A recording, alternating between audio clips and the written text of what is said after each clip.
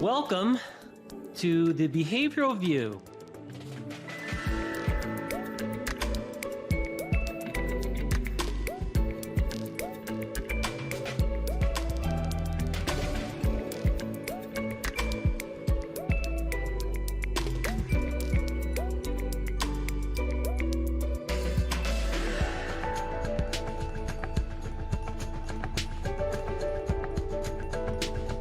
Hey everyone, would you like to get a CEU for this episode? Listen closely for the announcement of 3 secret words delivered throughout the episode. Take note of those words and we will tell you where to go to get your CEU when the show is over. Hello everyone and welcome to episode 3 of the Behavioral View, where we have our first ever all CentralReach panel. And so everyone gets to be really jealous of me when they watch this and see that I get paid to hang out with the most brilliant minds in behavioral science on a daily basis. Because You flatter. I try. I want to stay here with this cool group. So, well, in addition to Rick and Kerri, we have with us today Lisa Marie Clinton, who probably will argue with me when I say it's today because she is coming all the way from Ireland and it's probably tonight for you, right? It's getting there. It's evening. Well, we thank you for joining us at what's probably an awkward time for you. We appreciate that. So Lisa Marie is the founder of Avail, which is assisted technology to assist people with cognitive disabilities. And she's going to describe that throughout the course of our talk today. And our viewers probably are already aware that Rick Kubina is our precision teaching guru of the day and co-founded Chartlytics software, which is now PrecisionX on the CR platform. And Kerri Milyko is developing the curriculum CR Elements, which is being integrated into Thread. So everyone here today is very well versed in the use of technology to extend and support services. So that's how we're going to concentrate our efforts today in our discussion. And I'm going to just begin with Lisa Marie and ask you to begin at the beginning. Tell us kind of what you were doing before Avail and how that led to the development of this amazing resource. Perfect. Well, thank you guys for having me on. Again, very excited about the partnership and acquisition that has happened. I'm delighted to share more information and join the conversation today. So what have I been doing? Well, I suppose prior to Avail, I have kind of my experience has been always in the disability space. I loved it from day one. And I have wanted to see the full stream and the full domain of services that is delivered from the younger age group to employment, to residential, to home life, to see what happens, like what are the services, what are the programs, and how do we support people with disabilities. But the majority of my time was spent one of the first kind of ABA schools here in Ireland. So replicating what you guys do very well over in the States. And we, I worked in one of those schools and absolutely loved it. So I've spent about 8 years there. Again, we were implementing principles of applied behaviour analysis. I was also working with some families on implementing home programs and, then into adult services. So really got to see what it looks like for an individual to transition through life and be working on multiple different skills through, academic skills, employment, residential, home life, and hopefully then to an independent life. And so from that whole all-encompassing service paradigm, I'm guessing, so there was some point where you felt like there was something missing that maybe was needed in the field? Yeah, I think I became to get frustrated myself personally. I was working with multiple different families. The demand for, providing best practice for those with autism was obviously very clear. Parents were struggling. They were looking for programs to be delivered. We didn't have enough, we'll say, BCBAs, ABA, different programs that could be offered at home. And I felt frustrated and, sometimes saying no to families. But how could I do that? How could one family get a program and not another? And we didn't have, would say, the financial aid that you guys would have in the States either. So, parents were privately funding these programs. And again, I've seen sometimes with, our schools and what happens our students as they age out. How do we spend so much time working on goals with them from the age of 4 or 5 up to 18, but then how do we ensure that those skills are maintained as they enter kind of adulthood? So again, looking for something that was transferable, that could move with the individuals that we were working with. And at the time, I was delivering a home program for a little boy called Liam, who was nonverbal, had autism, although very strong communicator. And I was gathering my materials, something like this, excuse me, and he was on his device and he was taking, pictures. And again, it's 5, I'm an adult.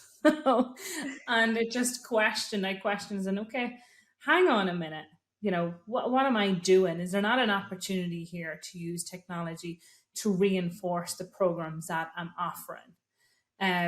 So, I questioned that. And again, another reason was because as an educator, you've been told that you should be paired as the biggest reinforcer and the chocolate chip cookie that, your student wants to engage with you in that way. And I felt I wasn't, because his iPad was taking the role and that was his biggest, reinforcer. So how could I compete with this technology? So really I left that day and I said, you know what, let's see what I can do. How can I get into that preferred device that is technology? And again, no tech background, no kind of business background, but what I had was, I suppose, an opportunity as part of my master's that I could explore this further. Definitely had a strong mission to do something that, that I really believed would be successful and provide a significant outcome. And I was working in this space, so I could utilize the network to validate, to probe, to do beta kind of version. So I left Liam that afternoon and I said, okay, let's see what I can do. Can I reinforce the programs that I was offering in the home? Because again, Liam, like many different kids, was leaving that one-to-one session, running down the hall and not practicing or not, having that repetition with the parents. So parents sometimes didn't believe that he was doing certain things within the session that he was doing with me, because he was maybe choosing not to, or he'd learned that I do this in the session and that's when I work hard, but maybe I don't do it elsewhere. So it was all about that transferability. How do we provide a program that can be maintained and that parents can offer as well? Now, unfortunately, poor Liam was diagnosed with an inoperable brain tumor before we had our pilot done. So that was just, heartbreaking, that the guy who sparked it and who I wanted to have this for as he grew older wasn't going to be around to see it. But I made a promise to him that I would continue on no matter how difficult it would get, and that he would be remembered for the independence and the skills that everyone else would achieve through Avail. And, here we are 5 years later. I'm still, he's still remembered, he's still celebrated, and I'm delighted to be part of his charity now, where we help local children, but with autism and other disabilities, to have further opportunities. What a testament to him, though, I'm sorry that he didn't get to directly benefit from it, but he's really inspired you to create this thing that helps so many. Yeah. Rick, I know that Precision X software is different from the type of technology that Lisa Marie is bringing to the table, but as she was talking about this combination of excitement of things that we can do and this frustration about the ability to make it accessible to everyone, I was kind of thinking a little bit about the beginnings of Precision X too. Can you share that origin story a little bit? Yeah. So with Precision X, it was very similar to what you're saying. A colleague of mine, we were inspired to figure out how can we use technology to help move services forward. And of course, at the time, we were thinking, like you, disabilities, autism, and just many students who could benefit from this technology. And looking back, there were a lot of issues that we dealt with. I would love to hear some of your entrepreneurial journey. Like, what were some of those issues that came up that you weren't expecting? How you dealt with it? How did you get to where you are today? Because, speaking for myself, there's just no way you can anticipate what's going to happen when you have a business. You're working with parents, you're working with children, you have the tech side. It's like all the stuff's coming on at one time. So I'd love to hear some of those interesting stories that you have as part of your journey. Oh, some of them I probably can't share, others I can. It definitely has been an interesting journey. And you know what, like, we went through so much, ups and downs, but you wouldn't change it. And you can't change it knowing the outcome that you have. And some of these lessons you just have to go through, and you probably learn more from the disasters than from it being plain sailing. There's been so many, every different element of the business has been tested at, a different point. The technology, again, my team would probably say I'm not even tech competent. Then how can someone who doesn't have experience in technology develop code? And some people assume that I'm able to write code. I'm absolutely not. But again, you just had to break it down. I still have the pictures, and I mean sketches and colored pieces of like buttons of where now I know that's called a functional spec. I didn't then. I just was like, this is what I wanted to look like. So again, we went through, multiple developers. Again, how do you have funding? All I had was a student loan, which, wasn't very supportive. You went to develop a business. So you do the baby steps and you get closer to the goal. What I was quite clear on, and I think it was one of the strong benefits, is that I was so close to the space. So I knew who the stakeholders were. And I knew then the need. Again, you have to evaluate this all the time, but I knew the need from the student or our end user to the facilitator, who might be the teacher, the therapist, the job coach, to the manager who wanted to implement an outcome-based, service delivery and provide, quality while being mindful of the budget, and then to the funder. What their need was, they of course want definitely value for money and, outcome based, but wanting to do that effectively. And for the end user, they wanted control, they wanted ownership, they wanted to be independent, and they wanted to have more opportunities. And again, we talk about this cliff effect. It's still there, it's very real, and that really did frustrate me, and why learning stops at a certain age. But so I suppose I was very close to our market as such and what the need was. So that was, yes, a benefit. But again, you have to continuously review and analyze, are you actually filling a need? The funding for the business, it came in itty bitty bits. When we got it, and we try to make the most of it when we got, either a grant or investment or whatever it may have been, sales coming through eventually, rolling out a team. Again, we had to be mindful of how we do that. and even reviewing our program as whole. Is it meeting the need? Do we think how we developed it is truly beneficial in the way that we thought it would be? So, I think even now to date, we still question different things that we do, as in, okay, that we're mindful that it's not just the company that's seeing that we need to do this, or this is what the market needs, that we are very close to our markets, and the market is telling us what they need, or our service providers or our customers. That's So sorry, Rick. No, I'm not sure if you got the disaster stories you wanted to get there. no, No, that was good. yeah, and that last point that you're making about the hearing what the market needs, not dictating to the market necessarily.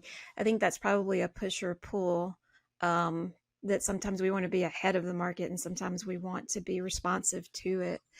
But I think that could go to all of us. There are goals always with technology, I would assume, to make life easier for the interventionists or whoever is writing the plans or implementing the plans or whatever. But what else? What else are we trying to do besides make life more efficient or easier? Can we improve outcomes, for example? Yeah, I think we have to go back to the foundation. Why do we deliver a service? Why do we, what are the goals that we're trying to achieve? What is the long-term goal? So, remove technology out of the conversation first and look at what's the purpose of the service. And generally, what I know in the adult service, it's to get this person as independent as possible. It's not to, deliver it's for staffing or training or whatever it is. Each person should reach their full potential and be as independent as possible. So that's the end goal. And how we achieve that can be done in multiple different ways. And we have seen that how technology can complement, reinforce, or accelerate the achievement of some of those goals and some of those plans to enable that person to get to that level of independence that they're striving to get to, and to empower them and enable them to reach that goal. Mm-hmm. I would say, I think for everyone else, independence is a goal. For the caregivers, obviously, independence is a goal because it frees up caregivers to then focus on other things in their life, able to go back to work, able to focus on other children, able to focus on their maybe marriage or something like that.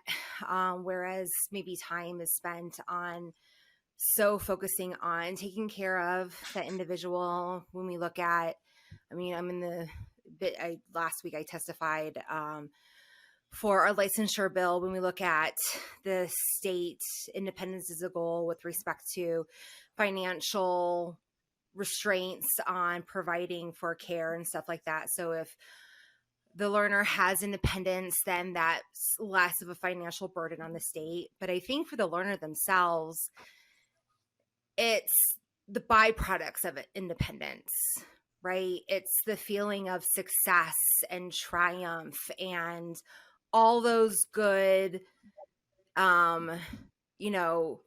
intrinsic motivation reinforcers, I said it, that come along with independence.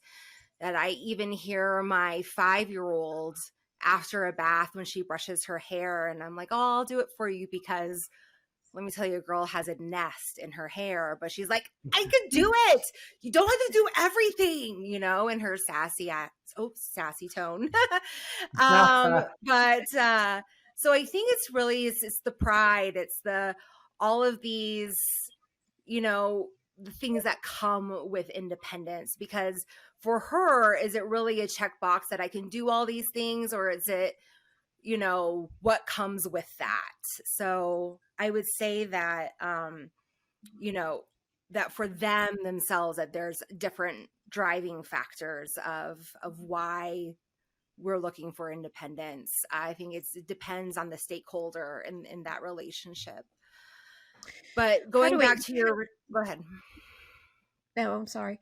I was just curious because I've had some similar experiences too, working in adult services, that the definition of what is wanted in life varies very much from person to person. So I'm just curious what you guys think about how do you get that from the end user? I know we're kind of skipping around a little bit, but all technology can be used for whatever purposes that we can get to, but how do you know what the end user really wants in terms of goal selection and outcome values, that sort of thing? Well, one thing that I wrote down that Lisa Marie mentioned earlier on about Liam was that he was non-vocal, right? But he Correct. was a huge communicator. Mm-hmm. And so many people are like, oh, well, you know, they're not speaking. So, you know, she made an effort, you know, to find his communication style and tap into that and find his wants and wishes and his communication style, even if it wasn't necessarily through traditional methods, right? And so, you know, and Lisa Marie, if you want to share how you did that, but I think that as behavior analysts, as caregivers, as, you know, people who are facilitating any sort of therapy or supervision in the sense of group homes or anything like that, that's what we need to do. Like if it's not through traditional ways in which we communicate, then it's like, all right, I'm going to sit down. I'm going to try to find out how you were communicating to me, because there's ways that we can tap into that. And then through really meaningful, direct observations and creating those deep connections, then we can find those values of the other person. Yeah. I think we're all motivated and we all use different formats. So, you know, I think people with disabilities or autism or whatever, you know, we're all individualized. And I know we go back, individualized and personalized, and, you know, it seemed like a buzzword, but we all have our own way of communicating, of exploring things, of, you know, that's reinforcing for us.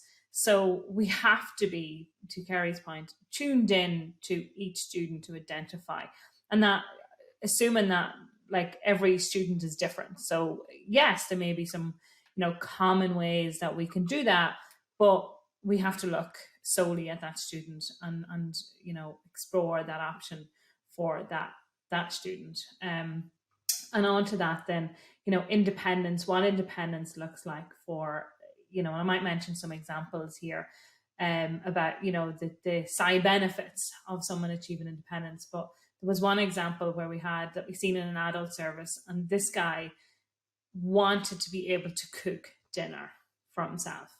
This was his goal. Nobody really expected, and it was to cook a chicken, right?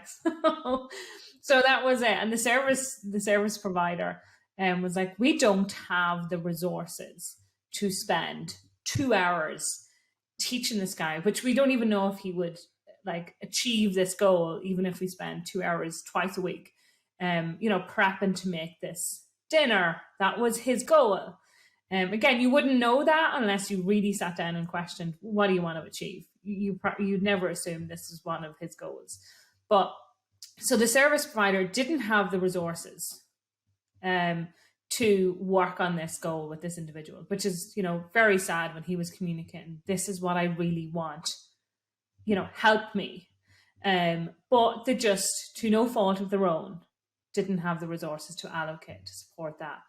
But when they seen Avail, they were like, hang on, we can now, once we create the structure of, you know, what are the steps? How do you need to do this? How is it personalized? It's to his oven. It was, you know, very it was like the one-to-one that they were missing was now there.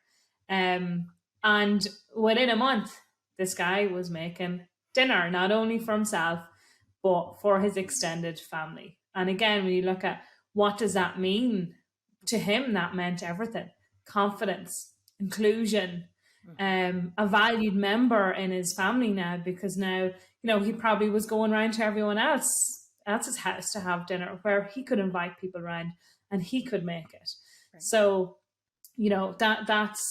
that's what it means. And we've seen that, we have data collected in the system, and we can see progression and we can see independence, but it's not until you hear or you see the outcome based on, someone achieving a skill that you really see the true value.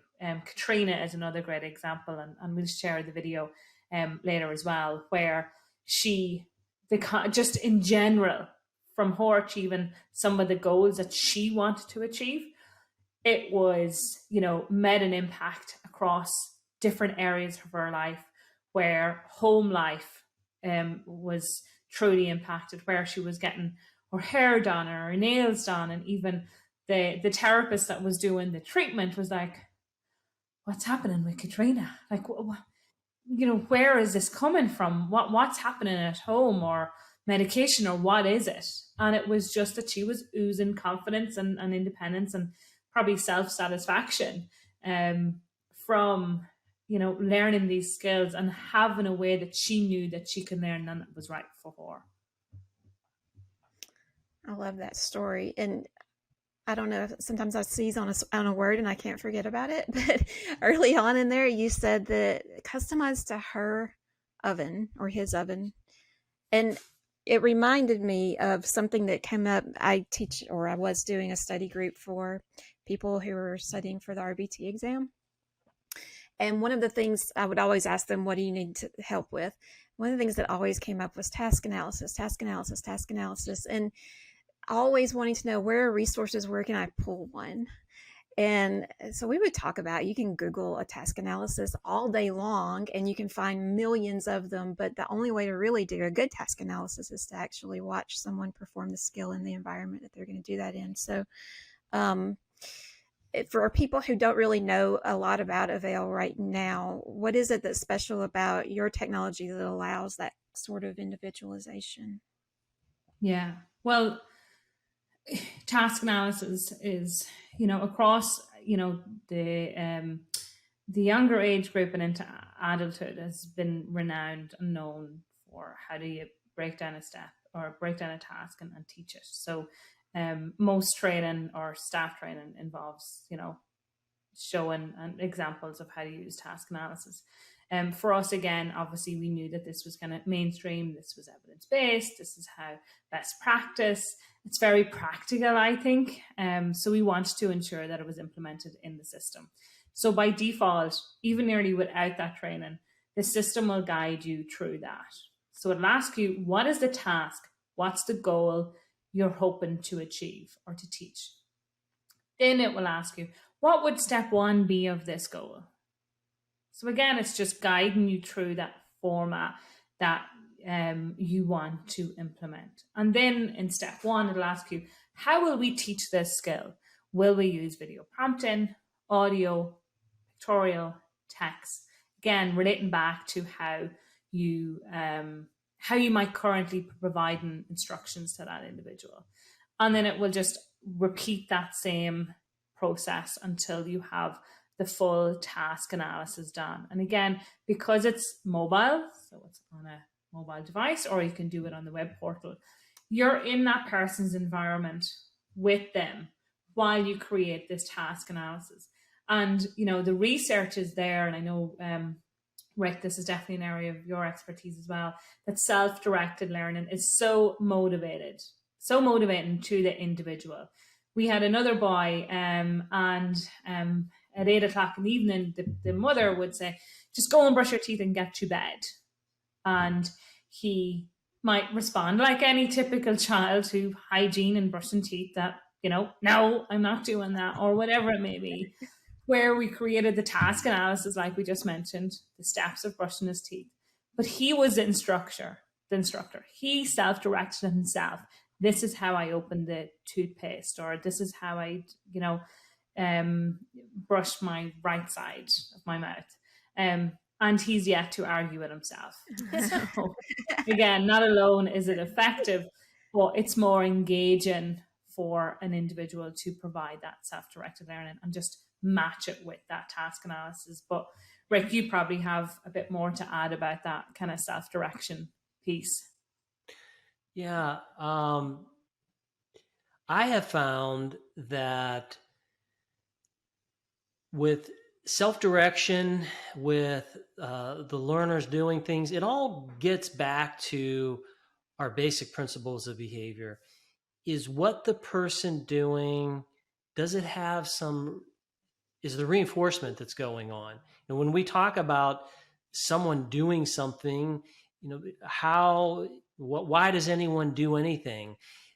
Thinking about it behaviorally, well, we know why people do things. We have these schedules of reinforcement, and we do things for various functions. And one thing that I have seen, which I've had an opportunity to look at Avail, look at your software, and I've done research in the area as well with video modeling and video prompting.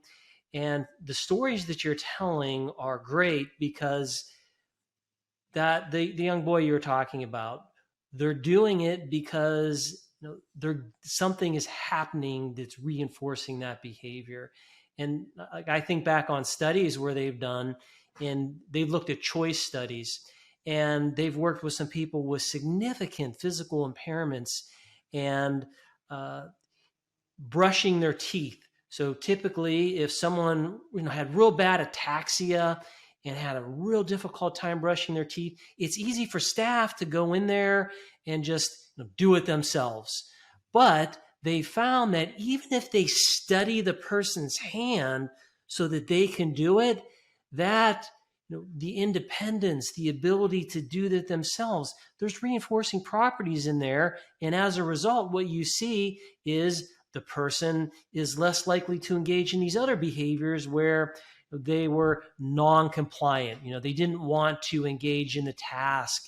And being able to help people, to give them the independence, to allow them to do things, there are many reinforcing properties in that. So thinking about what you are being able to do with technology, helping people, when we say they're becoming more independent, what we're talking about is they're able to do things on their own, and oftentimes there are reinforcers that are involved in that process.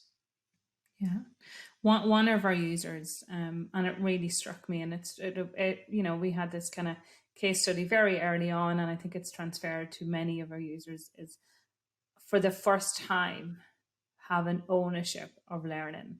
And within this space, within the disability space, as you say, somebody might be easier just to get in there and get it done yourself, as opposed to giving someone the time, or enabling them to, as much as possible, take control or have the ability to have that independence that they can complete even, parcel kind of bit of that task. But to have ownership and choice, like we all have it, but it just stood out when this user said, that's, and as a result, came up with his own list of tasks that he wanted to put on his tab. It's one of the videos that we have online, and he calls it a tab because, again, it's the first time that he had access to technology. But it was just incredible to see that, he now had control. And not only that, he was confident in communicating what else he wanted to learn. I feel like we're talking about Avail without actually talking about exactly what Avail is. Lisa Marie, very simply and specifically, can you give just a quick introduction about how the user experiences Avail and the purpose of Avail? Yeah, so Avail, it actually stands for Assisted Visuals Achieving Independent Living. And we probably don't share that as often as we should. But that, and of course, avail being, we want you to avail of opportunities, of different learning, of hopefully a learning style that works for this, these types of learners. And what it is, it's like assistive technology or a digital program that enables and empowers independence across domains. And those domains being maybe school environment, employment, and independent living. And it enables service providers to implement a program that they can use with their end users to achieve their goals. So it could be an IEP goal or plan, an employment plan, a transition plan, or just kind of independent living. And for the end user, it looks like kind of like they have a virtual assistant or a virtual job coach. Again, as part of our training, we would, ask the organization or ask the facilitators, whoever's supporting that individual, to question what prompts they're currently providing and really look at, can we digitalize those? So for the end user, they have these prompts 24/7, be it, travel training, hygiene, cooking, as the examples that we mentioned, employment duties. What is the employer expected or expecting from the end user? Whatever the goals might be, the system can be utilized to, one, create your own program based on your environment and your learners' maybe preferred style or their ability, or you can actually download some content that we have created that you can implement. So when you're talking about, real quick, when you're talking about prompts, you're talking about the skills that are required with assistance. Yes. Okay. Because sometimes we talk about prompts differently. So I just wanted to add that clarification for our listeners. So, so some skills, like if you require toothbrushing with assistance, that's what you're talking about, but not necessarily making a bowl of cereal. If that's independent, then we're not looking at those skills. We're talking about more of those skills that are always required with prompting to complete the skill. Okay. You may have needed one-to-one before this, and that was your and such maybe your prompt. So we're looking at, how can we reinforce that? How can we extend that we're now using digital prompts to support someone who couldn't do something by themselves. And when they're looking at the device, how is the device prompting them throughout the skill? Okay, so it's implemented through a smart device. So again, this means that it's accessible, it's transferable, it's discreet, and it's generally probably like all of our phones with us 24/7. Each end user, so we call them a learner, each learner will have their own profile, and they will have their own goals within that profile. When they identify a task, or there may even be a notification to complete a session or a task, they will get, any sort of kind of, depending on their device, a notification to click on it, and it will bring them through that task analysis. So for an example, if it was an employment task and somebody was working in a supermarket, step one would be identify that stock is needed on the shelf. And you might have a prompt that will show them that, okay, that this means you have to stock up the shelf because it's empty. And then it'll be step two, where do you go to stock? Where do you go to find the products for that shelf? So it's, again, your digital task analysis that is provided to the individual. And in the background, we track, that person's use of the system. So again, the facilitator will get an email to say, Joe has viewed, stocked the shelf at whatever time for how long. So here again, trying to build that environment of independence using technology. And your prompts, I suppose, or instructions are provided in multiple different ways. It could be video prompting, audio, text, and again, your picture-based prompts. So again, think about how we were exceeding and expanding what we all know of, what we all do, and bringing it into technology to further expand service delivery and engagement. who wants to go around with paper-based task analysis or picture prompts, or, you know, something on my smart device that is cool? I'm sure many of our, you know, young folks and even older users would prefer to have, you know, technology. Well, and it blends in with what everyone else is holding in their hands. Yeah. Yeah. Yeah. It's so true. I was thinking about your story, and when I was younger, you'd have to know streets, you'd have to know directions. Everything is on my phone now. And for good or worse, I just plug it into my Apple Maps and there I go. I'm relying on that technology. Now, after a while, you know, you get to know the route if it's not far, but still, there's a lot of places that I don't know. And that technology makes my life a lot better and helps me be more efficient and it helps me learn to go places.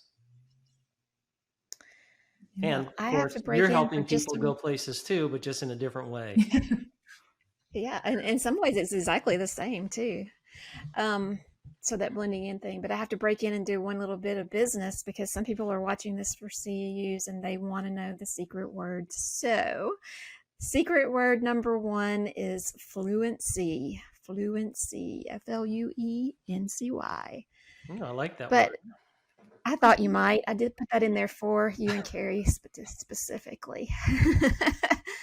So many things came up that were kind of triggering in on some of our listener or our viewer questions. We put out a little call before this asking if there were things that people specifically wanted to know. And one of the ones that came from Melissa in Massachusetts had to do with the design of technology. And you're kind of hitting on it before in how you're developing things, but that it can be, and I'm going to paraphrase because it was a long question, but her point was that technology can be a double-edged sword, that sometimes the technology puts the behavior analyst in a box where they have to design in order to fit what they want to do into the capabilities of the technology. So are there ways that technology developers should be thinking about how to be more flexible, or is it that behavior analysts need to think more flexibly in how they are approaching their technology? So for the things that you guys are specifically working on, how do you address things like topics like that? Okay. I excited everyone with that question. Well, I want to Lisa Maria stab at it first. She's our guest. Yeah. I think it could be a mixture of both. But again, speaking about the development piece, you know, and I mentioned this earlier, why are you developing it? What's the need? And, you know, we were fortunate to be very, very close to the market that we were hoping to serve. So, again, it has to be user focused from your interface to, and again, we were trying to tick the boxes with all those stakeholders, which is, you know, difficult, but definitely for the end user, because you see most technologies is possibly not end user focused. It's for the organization, it's for teachers, it's for data connection, it's for billing or whatever within a certain area. So we were actually delivering services directly to the end user. So, you know, that was a big undertaking.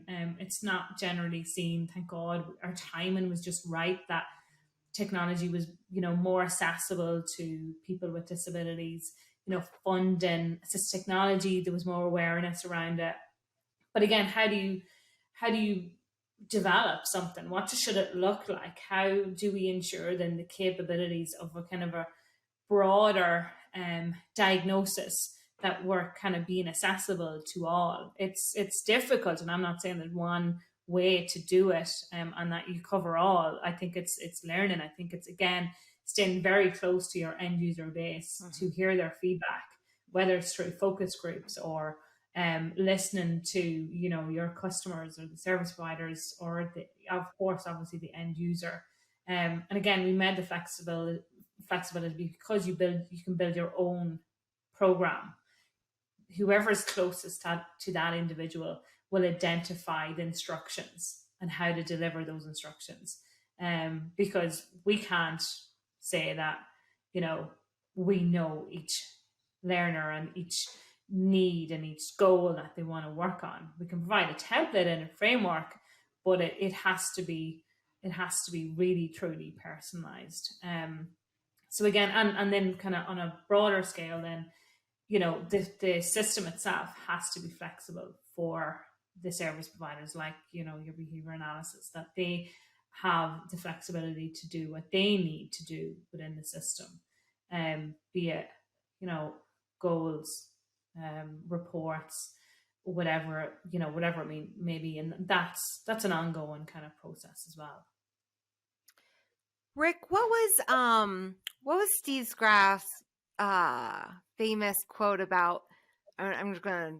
He would say, like, "Don't pick one. I want both." What did he? Do you know what I'm talking about? I think it just boiled down to pick two.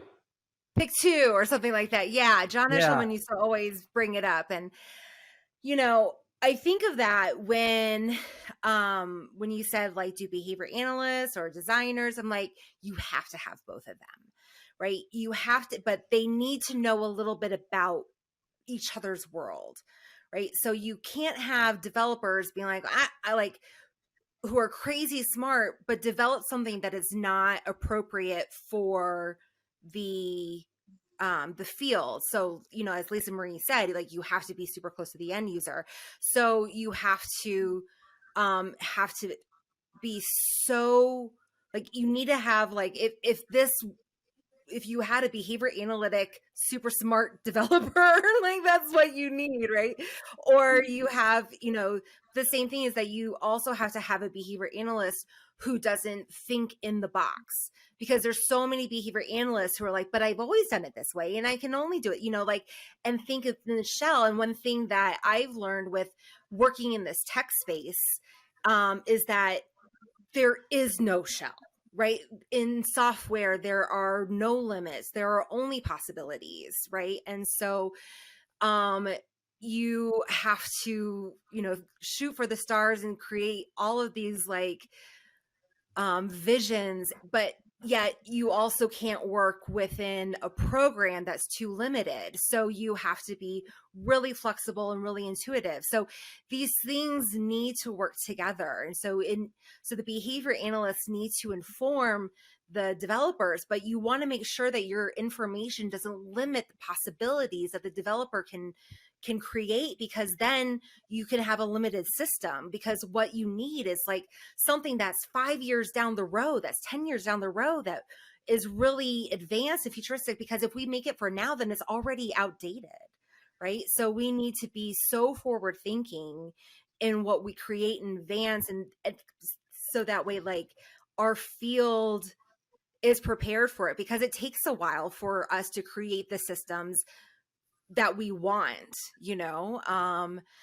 So, like, the two have to get together. And so that's why it's been great in working in product. You know, my team is not housed with the rest of the behavior analysts. We're with, you know, the guys in the hoodies who are doing all the coding and the product planning and stuff like that. And we're geeking out on tech, because we need to inform about, okay, well, the curriculum needs to integrate with all of the, you know, you said that we're on Thread, well, but we're on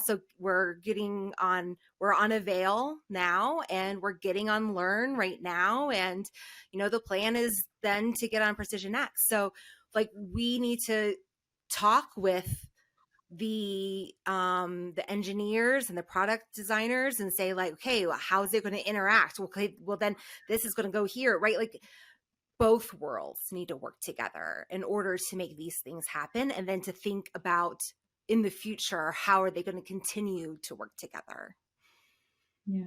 And you only know what you know. Like, you know, the coders only know code. They have, you know, your description, but, you know, is it really real to them? So one example that we actually brought our coders on site into a service and said, you know, this is, you know, we're developing it for these guys to achieve whatever goals it was. And that truly was just it was so rewarding for them to, see what they're doing and even motivating. So that was something that we were like, oh, we're so eager going back, starting to code again. But again, the new why and the recognized, some of the challenges or barriers or opportunities that they can kind of implement. And again, they started coming up with other ideas. Because again, you're describing it one way, somebody else can see it, differently. So you want all those questions to come up, or what ifs, or, really exploring and discovering what can happen. And we just felt that was so, innovative, and, just to open so many doors, bringing those two groups together. That is really cool. And I like thinking about the way we explain behavior analysis to different populations. And it's one that most people probably don't spend a lot of time thinking about, but communicating it this way to this audience probably takes a learning curve, right? To learn how to paint this picture in a way that can be understood. But it's so amazing that so many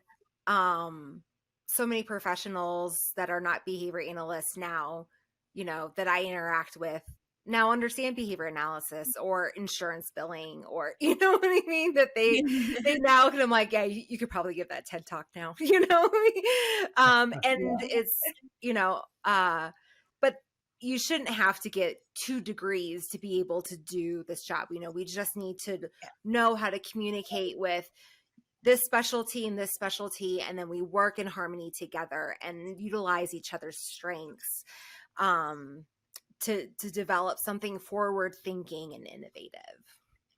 But we also have to watch out, I think that we can, in our field, can have, we also need to, this is what I'm trying to say, is like not replace the practitioner with the advancement of technology.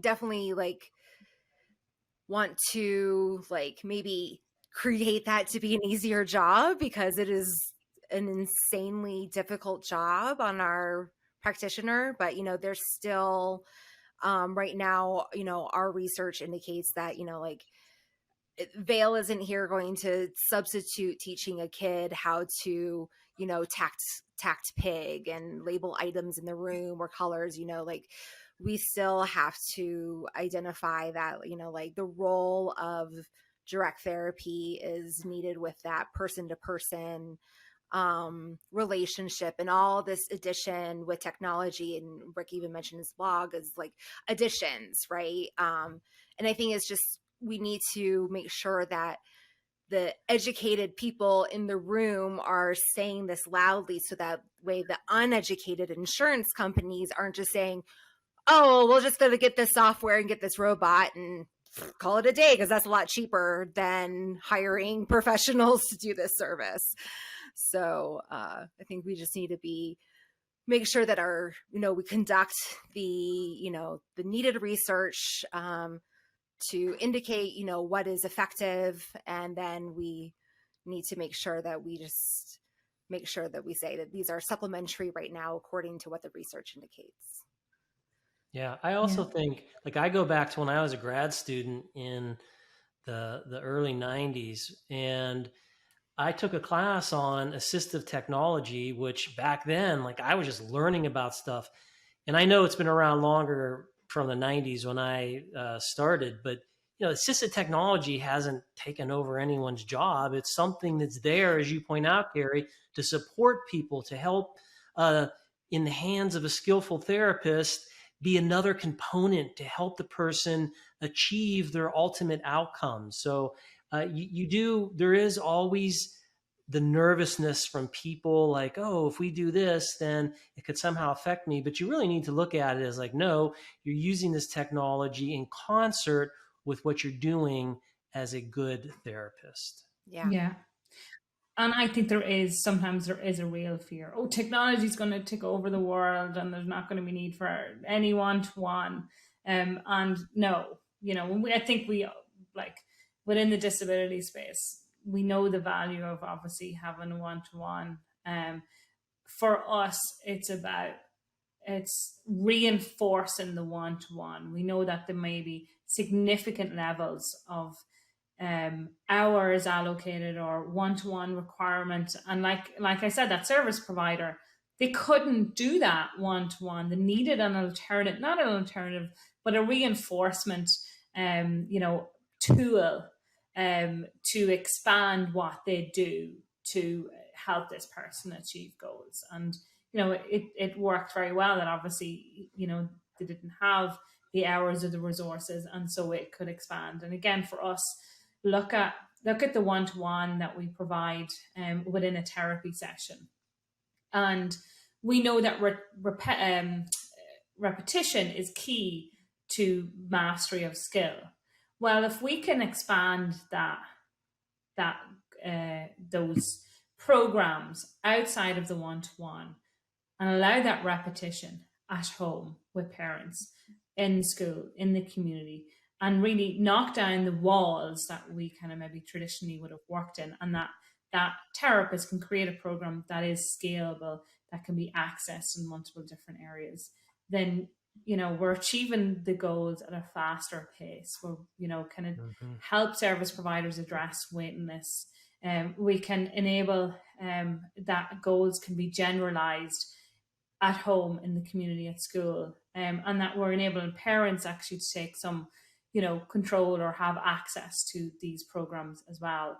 It's about reinforcing service delivery and expanding it beyond the one-to-one that we can offer in a new and innovative format alongside the therapist or the facilitator that's creating it, because we need them to create it, we need them to assess it, and we need them ongoing, to be part of the program that can now be more scalable, not just for the end user, but for the multiple different people that might be part of that person's life as well. So, I think it's, when you look at it, it is about extending service delivery alongside the one-to-one to be more efficient, and to provide learning, which traditionally we couldn't have provided learning outside of, as I say, the four walls that we traditionally were providing it within.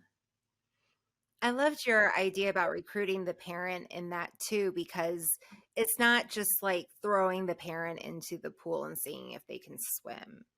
This is giving the parent a really helpful tool that takes them, like they can just be right there as like backup, right? So this technology guides the learner, and then the parent is there just like as a cheerleader, or can be like oh yeah, let me help you with that toothpaste cap, or like whatever they need.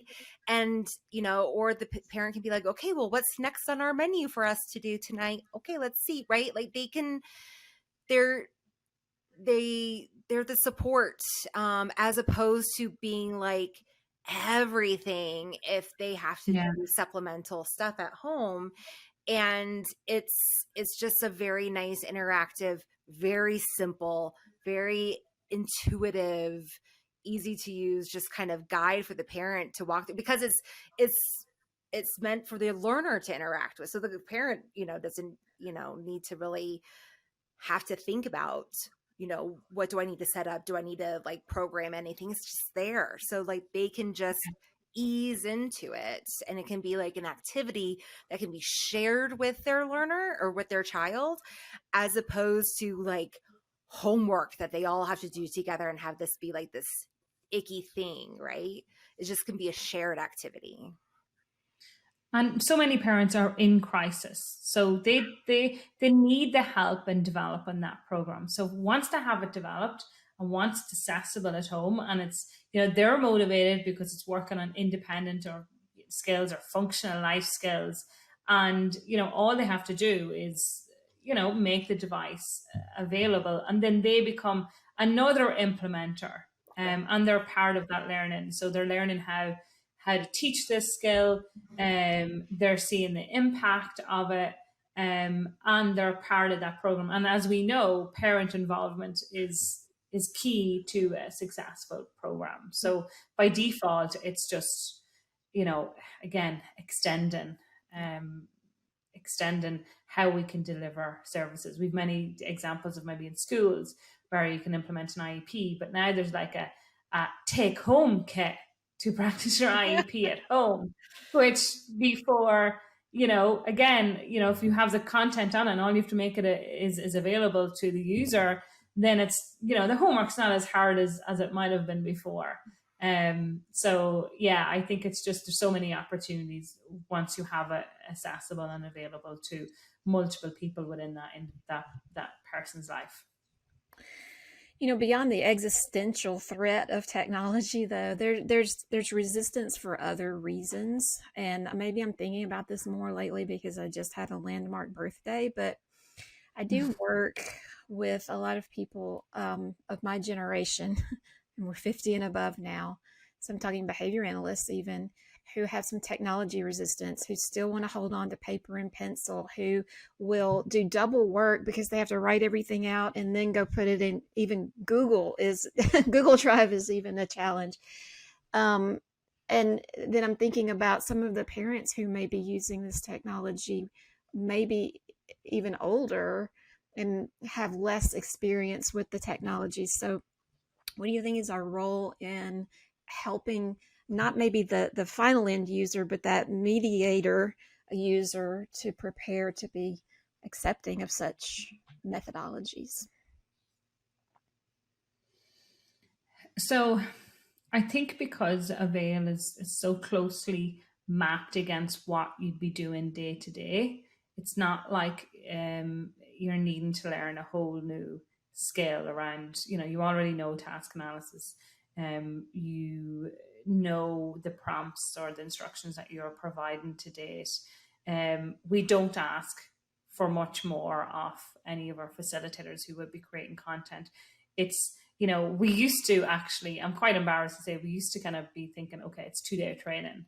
And now we're down to like 4 hours. I was just going to say, hours. It's got to be a couple of hours. There's no way. It's multi-day training.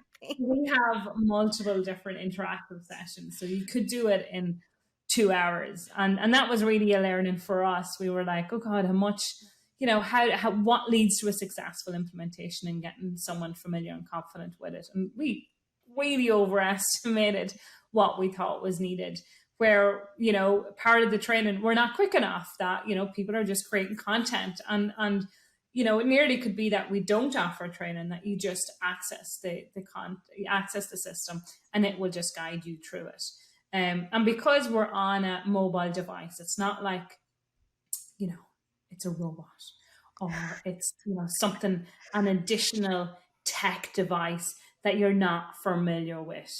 Most people, maybe of a certain age or maybe just doesn't have tech experience. They're already motivated by maybe Skyping or WhatsApp or connecting with family members. So they may be familiar with devices. So again, we're on a device that, and I suppose Avail is available, excuse the pun, on iOS and Android. And, it's not that we're expecting you the latest and greatest version or device. We do make those accommodations that it is available on older devices as well, to accommodate those who may not have the latest device. So we don't see it as maybe, a significant barrier that, we're on technology and there may be a fear, but we do get that obviously, you want someone confident. Some people might need more exposure than others, just because they may not have that background or that experience using technology. But outside of that, you have to develop something that's really simple to deploy, or else you are going to lose people. Yeah, response effort, right? So Rick and Kerri, some of the things that you guys build on are a little bit more intricate. Do you have any words of wisdom on this for more difficult to use softwares? You're going to build for Learn, Kerri? Yeah, I mean, we're getting ready to shortly deploy our a bit of our curriculum on Learn, and yeah, Learn is it's our most sophisticated or complex, or requires the biggest learning curve, I'll put it that way, of our software, or of our clinical solutions. And our team, not our team, but a team at CentralReach has done a really great job of building very short, very quick, great tutorials on how to use Learn, and even our curriculum on Learn. You know, I also think like including technology into your life is kind of like something you do or you don't. Like, I'm not going to sit here and say like preach that should be a thing that you need to do. I think that it's going to be really hard for you, as like if you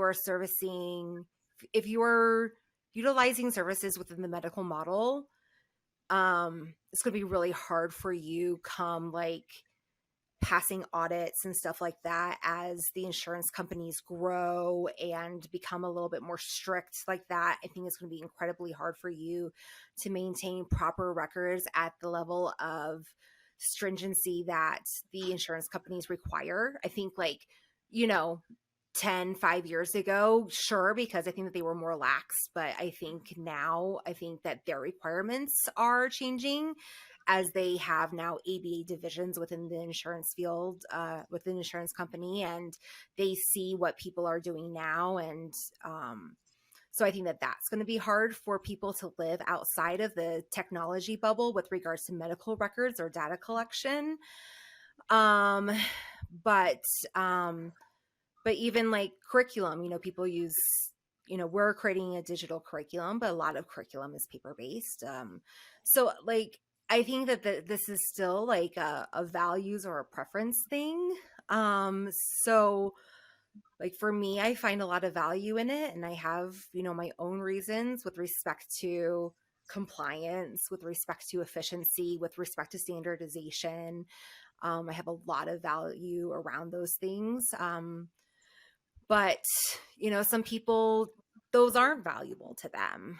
And, some people are like, I'm a one-man show, and I like for everything to be very nuanced, and I only work in the school system, so I don't have to worry about, insurance, and I just have to report to this person. And so like, if that works in their world, then, like more power to them. So, I kind of look at, what works for you, but even in that case, I could probably be like, but let me show you how I can make your life a little bit better, and could probably find you a good tool that's simple. Like that one person probably doesn't need the whole big box that's super sophisticated and has 12, 16 bells and whistles, right? They probably just need something simple that is very direct. Thread is very much like that. So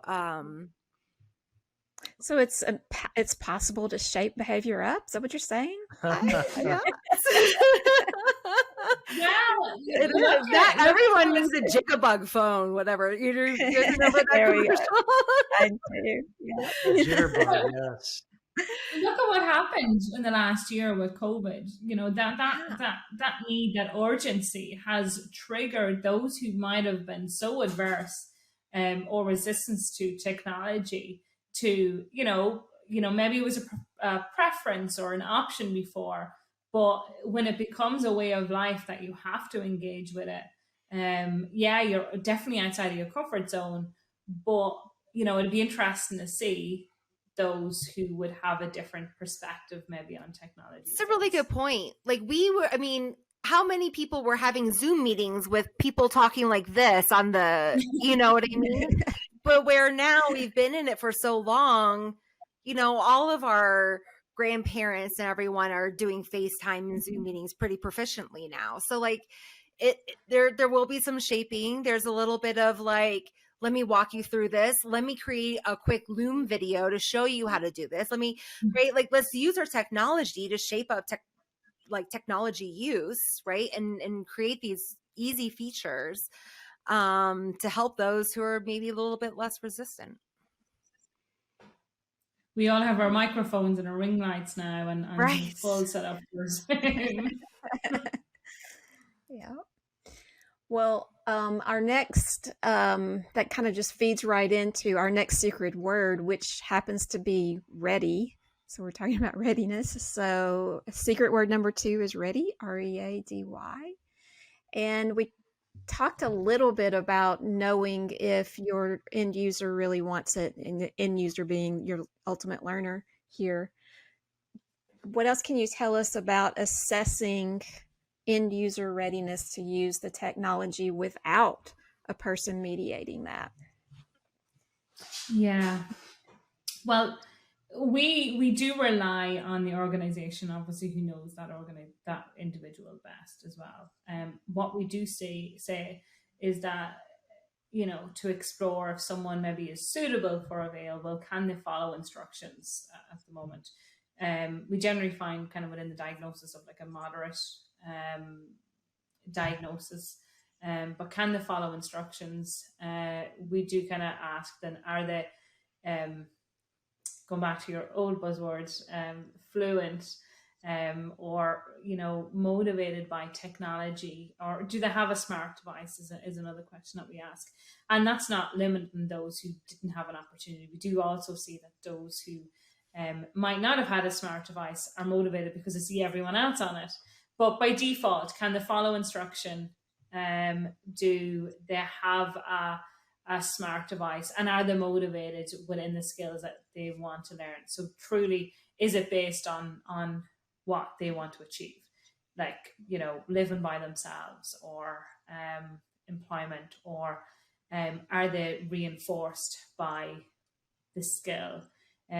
So again, all of those are a great kind of combination that we would kind of say that this person is suitable and that they're motivated to want to use the system. And again, we do advocate that people share our videos of kind of that peer-to-peer learning with the individual to say, look, this is what the program is. This is what Katrina says about the program, or this is, who some of our other learners might say how they've benefited from it. Again, because we could give a presentation, but I think it's more meaningful if they hear it from another person that's actually impacted and what it has enabled them to achieve. Rick, I know that you've had some really good experience. I mean, let's face it, a large proportion of behavior analysts are scared of the SEC, and you've actually taught some elementary school kids to use it. So you have any tips for us on getting us through those humps? It's hard to follow up what Lisa Marie said, because if this were someone who was helping someone, you'd say, okay, does the person have instructional control? But if it's the person themselves who are using it, you have to have the requisite skills to do whatever the task is. And can you use your own technology to help? That's one thing that, at least in our experience, I think back when we created our own software with Precision X, something simple like a tooltip. You hover over something and it shows you, read this thing.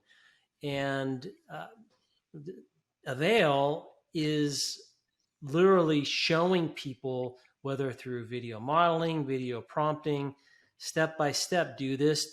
So if you have to have the basic requirements to do whatever the tech is. And if there's some way of making it super easy, like Kerri, or maybe it was you mentioned that now our parents and our grandparents are able to use the Zoom. They're using that because it's super easy. Like, you push a button and then you're like, hi, Grandma. If you can have that tech so that the person can actually do it and it's super easy, I think that's what the goal is. If you go back to Apple, people, I can't remember who the person is who have written books about, maybe it was Steve Jobs, who talked about the principle of simplicity and how you have to make everything super easy. And that doesn't mean it's not complicated, or the underlying system. So it's a challenge, but if you can use technology and the person has the skills to be able to do the task, I think that's the best that I could think of, unless I'm forgetting something. Well, Rick, it's like the iPhone. When my kids were 2, they could pick up the iPhone and it was so intuitive. They could figure out how to turn it on. Like after you put in the password, they could find their apps. They could find the education apps, ABC apps, push this thing and it wiggles and it makes a sound, right? It was so intuitive that they could figure it out by themselves without any instruction. The Windows phone or, other competing phones were not as simple. And then they would model to become like that. That was, why like the Windows phone didn't really make it off the shelf, right? Now, granted, it was powerful and stuff, but it also was super complex. The iPhone, there's no way that you can say that it's not powerful, but yet it's simple and intuitive. And it's not simple because it's basic. It's so powerful, right? But it's powerful behind the scenes. It's not complex for the user. Yeah. And the reinforcing component of the technology itself is also, I think, really important, because I'm thinking about my parents who are the exact same age. I mean, they're 2 months apart. They are both highly intelligent. My dad is very mechanical. My mother is not. Mm-hmm. Who uses the iPhone? My mother, because she's the one who wants to socialize. Right. My father still won't get one. And if he has to talk to me on it, he hands it to her when it's time to hang it up, because that's too complex for him to learn how to do. So finding ways to make it reinforcing to that user, if it's not naturally, I guess, is somewhat of a challenge, even though we kind of assume that most people find it reinforcing in and of itself. Mm-hmm. But Lisa Marie, do you have a video, I think, that we wanted to share? Yes. And I think it covers a lot of points that we mentioned.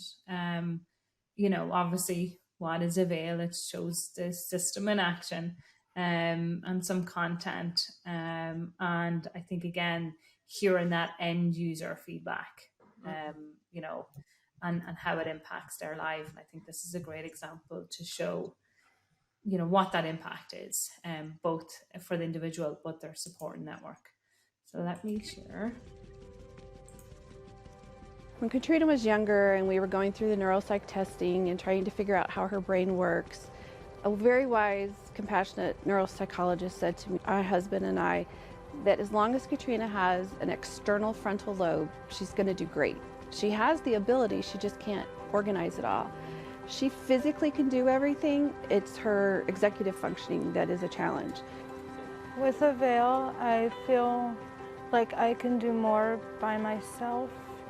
Avail has helped her with her time management. She's getting through things much quicker and getting through them with much more confidence. The special thing about using the software for Katrina is at home the facilitator is her mom, and at work the facilitator is her job coach, to help her on both sides, not just at work, but at home as well.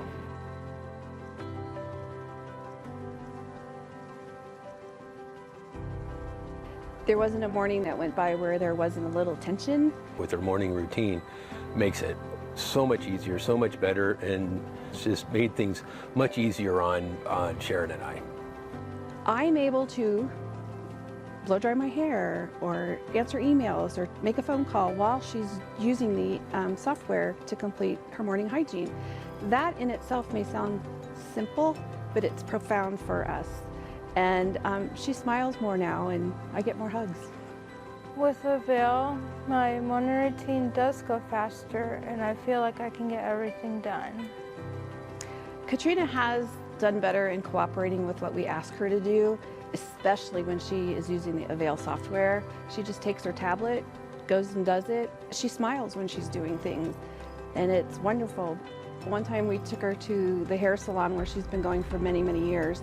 And when I got in, all the staff were going, "What's going on with Katrina?" And I'm like, "What do you mean?" They're like, "She was so confident and she spoke loud and she just went in and got her nails done." And I really attribute it to the Avail and the confidence that that's building in her, because she's realizing with a little bit of help, she can do things.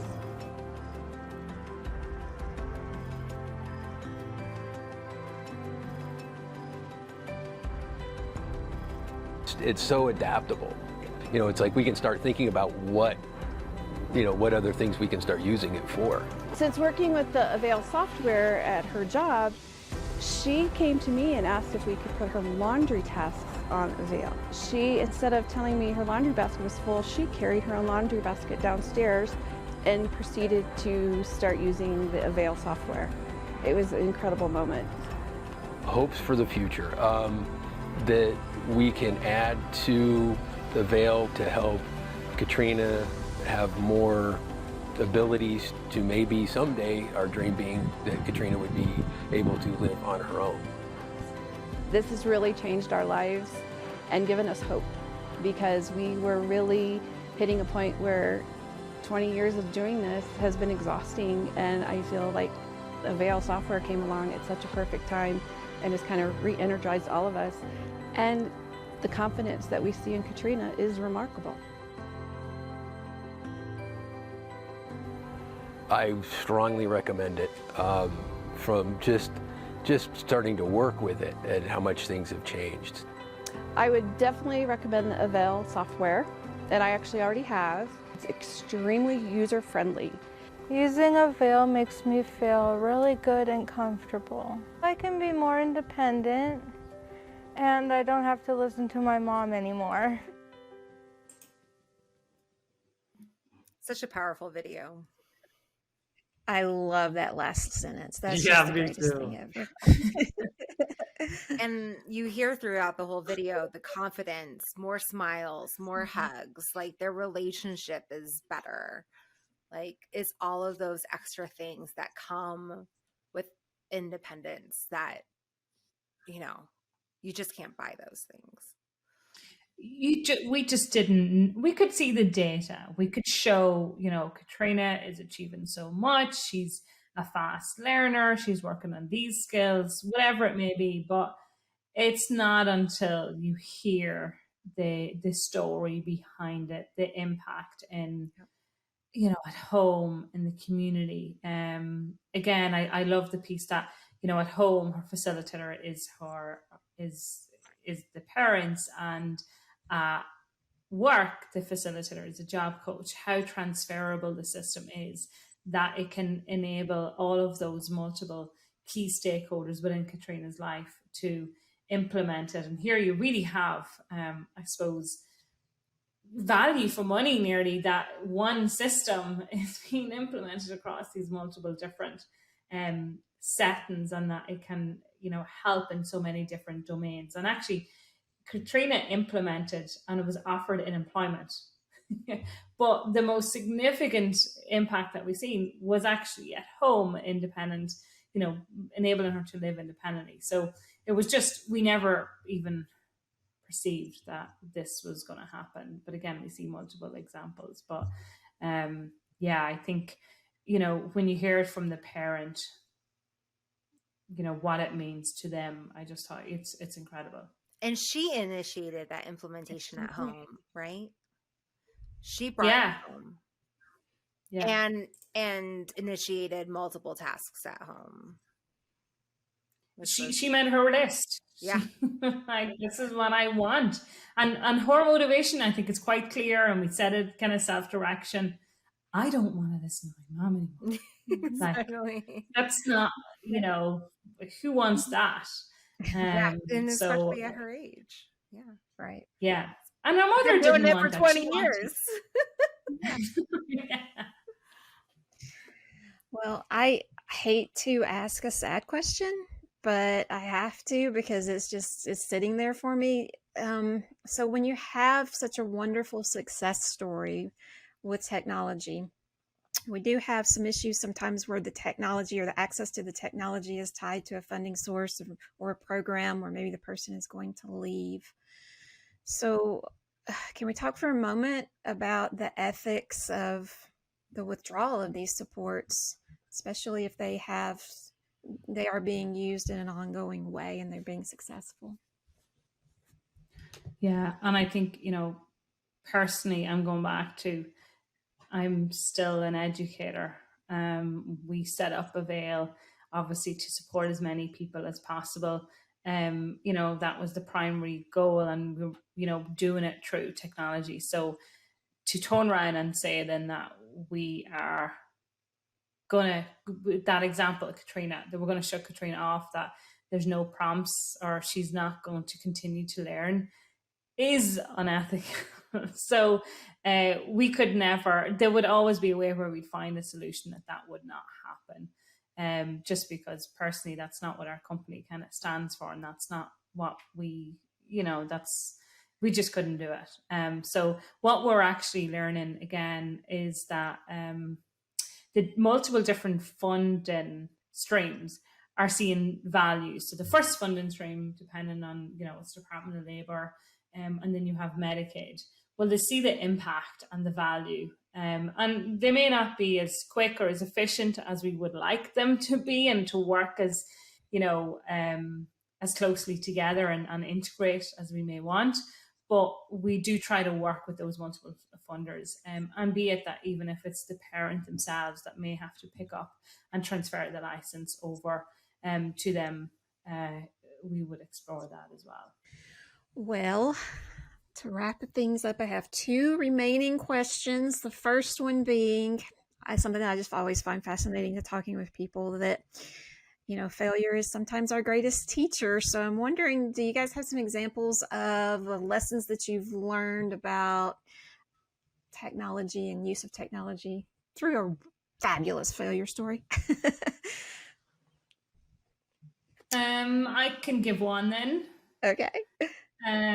We, I suppose, entered a new market last year, which was schools. And there was multiple different learnings, as you have when you enter different kind of markets. And one could be, obviously deployment and IT. So it could be devices that they use. So we recognize that Chromebooks was the most used device, and that they have, significant security frameworks in place that generally our other service providers might not have needed. So getting the system kind of approved and working with the tech team. And again, we learned, and Kerri and the team is assisting us with this, that sometimes they need help, and they need more help than others. And that might be around a framework of how to teach certain goals. Again, we don't focus on academic skills. It's about transition skills, life skills, employment skills. So that's, is probably not the area of that, some teachers might be I'm sure they're comfortable with it, but it's new curriculum. It's unique offering that they now have to help someone to be independent. And maybe in a kind of a class that has multiple different disabilities or abilities, that might not be, because what the area of focus that we focus on is quite unique, and that the technology really supports you to support those life skills. So we recognize that we need to support them with more content, with templates, to enable it to be for them to implement an IEP as easy as possible.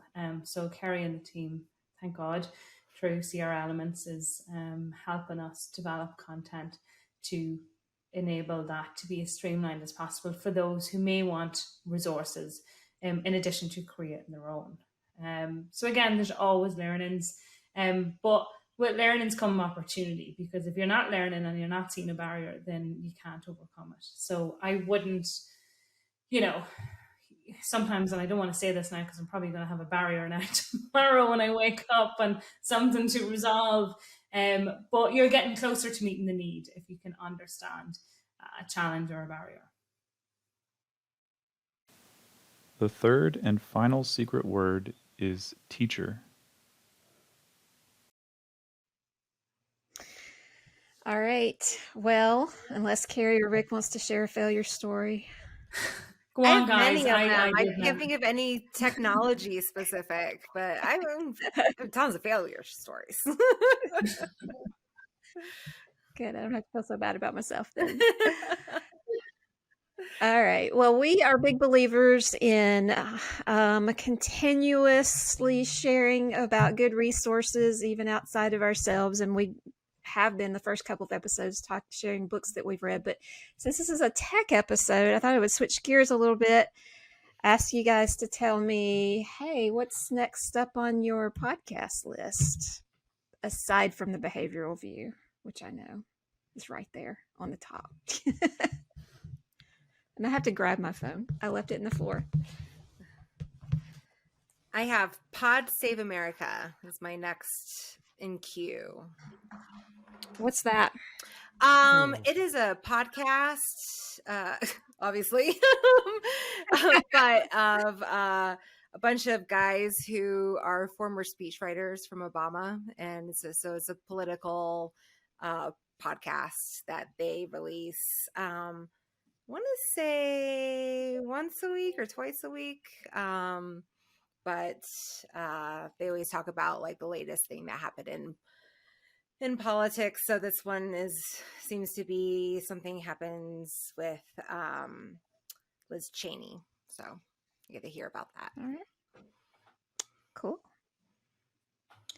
Well, my Who's next I'm sorry. Go ahead. My next podcast, I just pulled it up, is called Have You Heard? And it's an educational podcast. And one of the authors is a professor, and the other author is in the media. And they have a delightful exchange where they go back and forth, and they talk about all kinds of different educational issues, and from school choice to the last episode was about how there's these free state projects up in New Hampshire, and how they're trying to defund these schools. So there's always something interesting. And of course, education's a critically important institution in the United States. So being aware of many of the happenings that occur in a broader level, I found very interesting. You can't keep up with all of it, which is why podcasts are amazing. Right. Absolutely. Add that to my list. That's great. What about you, Lisa Marie? Oh, I'm a mix between understanding the science behind sleep and also just a lot of kind of business startup entrepreneurial podcasts, which I think are just so I haven't gone through some of that journey. I think it's very kind of valuable to relate to someone else's story or hopefully learn from some mistakes or take something from that you can implement yourself. So yeah, quite broad. It nearly depends on the mood and the day. Absolutely. Yeah. Mine is the same. Like I have tons of work-related things, a lot of behavior analysis, some psychology general, and then businessy stuff and true crime and just crap stuff. But what's next on your queue, though? Yes. What's next on your queue? I didn't share what's next on your queue? It's called Drinking from the Toilet. That's why she didn't want to share it. You must tell us what that is. Drinking from the toilet is it is for people who have an interest in behaviorally based dog training. And and it's really this particular episode is on differentiating between anxiety and fear and how you would intervene on that differently. So I know sometimes people get touchy about us talking about behavior analysis with dogs and behavior analysis with people in the same vein, but I will say that some of the conversations that they have definitely translate into both worlds, and this is one of those. It's really interesting to hear how they would determine whether a dog is currently responding to things that are making them fearful in their context, or if they are responding to something that's historically made them anxious in that context. So it's a fun one. Cool. It's a fun title. It is, isn't it? Definitely grabs your attention. Yeah, absolutely. Well, Lisa Marie, thank you so much for joining us today. And Rick and Kerri, thank you also for coming over here into my office today. Thanks, you guys. Really good talk. And thank you for sharing those clips of Avail. Those are really awesome to see. Yeah, no, look, delighted to be part of the team and happy to help any, again, we're probably looking for different research opportunities and that. So anyone who is interested in the space and want to learn more, feel free to reach out. Great. Thank you. And we will see you all next time on the Behavioral View. Thanks for watching this episode of the Behavioral View. To get your CEU, follow the link in the instructions below. You can then go to the attendance verification quiz where you'll enter in the secret words and pay the CEU fee to generate your certificate. You've already done the work, you may as well get the credit.